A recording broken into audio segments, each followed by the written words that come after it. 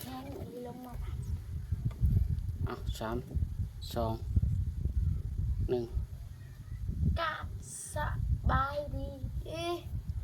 กับสบายดีมาเด้อกินข้าวน้ำซับกินแกงหน่อไม้ใส่แมงขนุน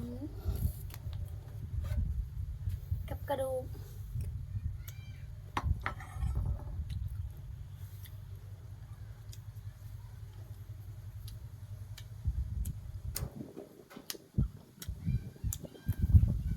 แช่ไป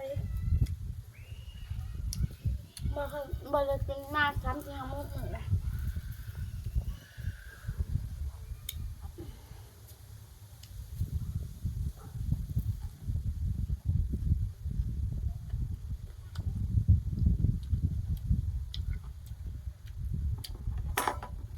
ใส่แมงขนุนแล้วก็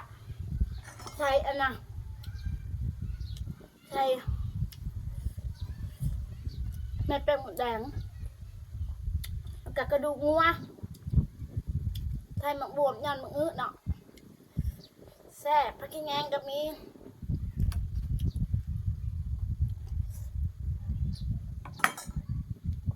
มาเด้อกินข้าวเที่ยงกันฮักจะกินข้าวเช้าสะพอน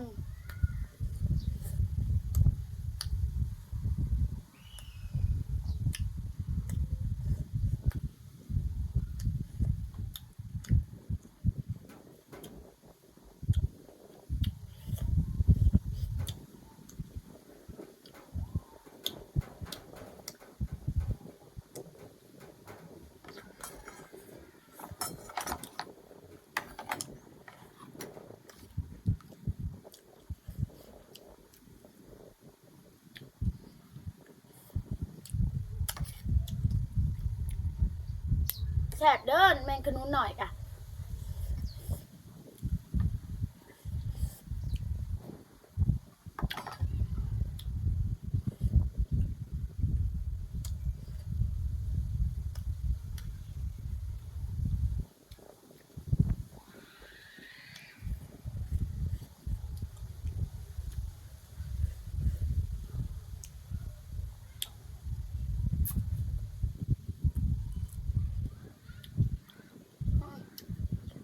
กระดูกงัว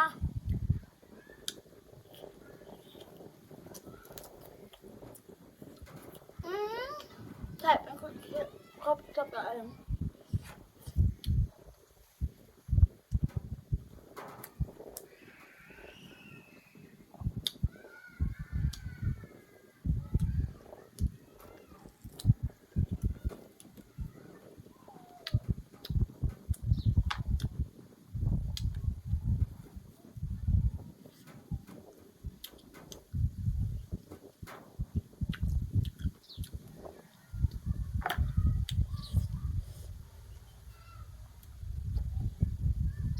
มาเด้อจ้าเด้อ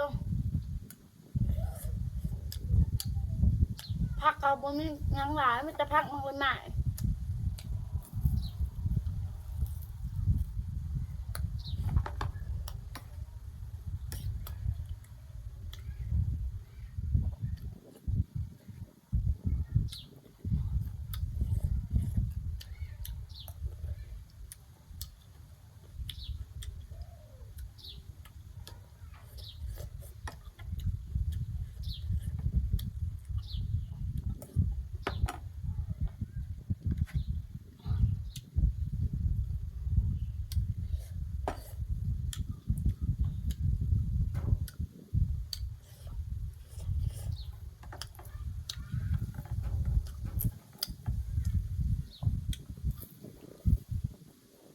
ก็จะเด้อ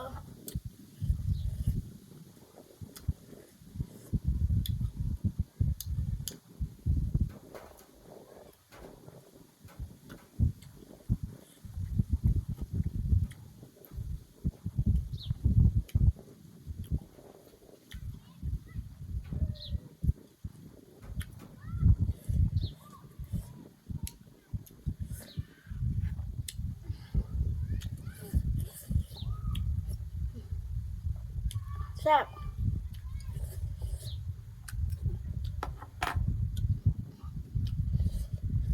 แซ่ ให้เขากินในกลางมากสมัยเป็นหมดแดงก็ไข่แม่งขนมเพื่อให้เขากินเหม็นมาในเด้อจ้ะ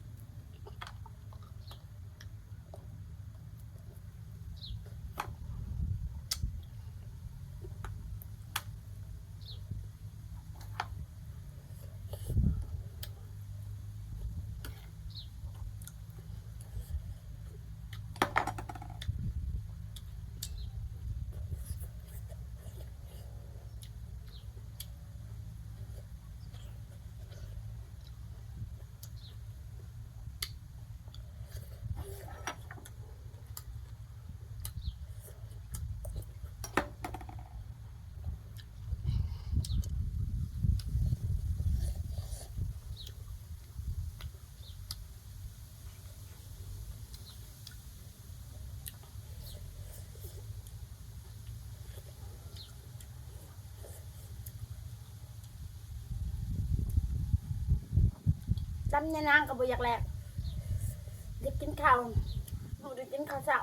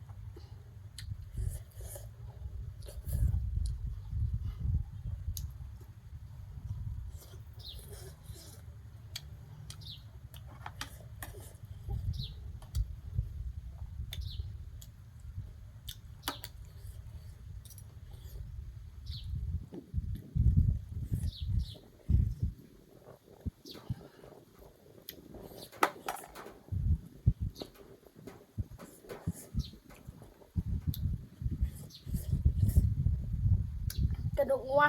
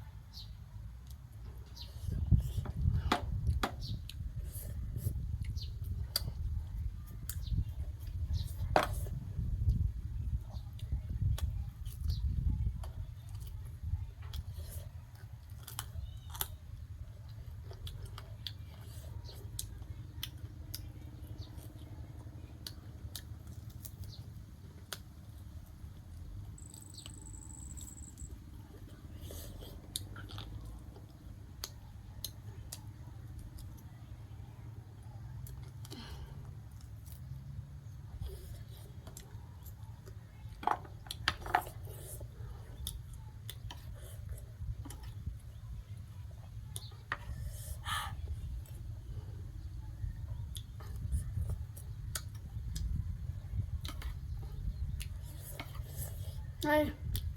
โคตรแซ่บเลย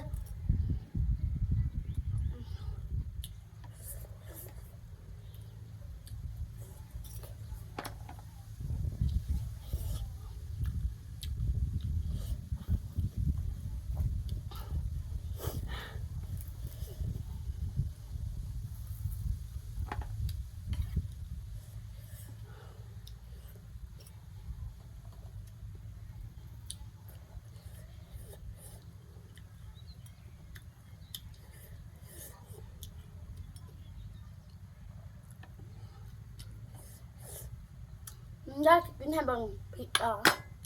บ่ได้เผ็ดจักดิแซ่บนี่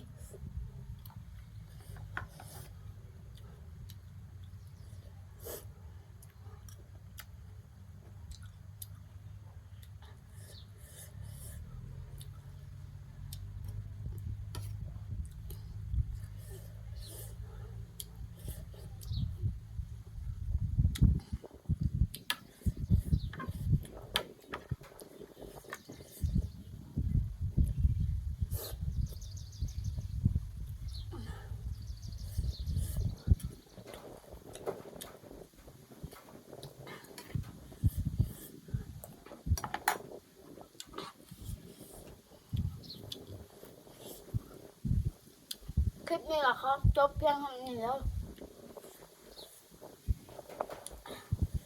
ฝากกดไลค์ฝากแล้วพอจ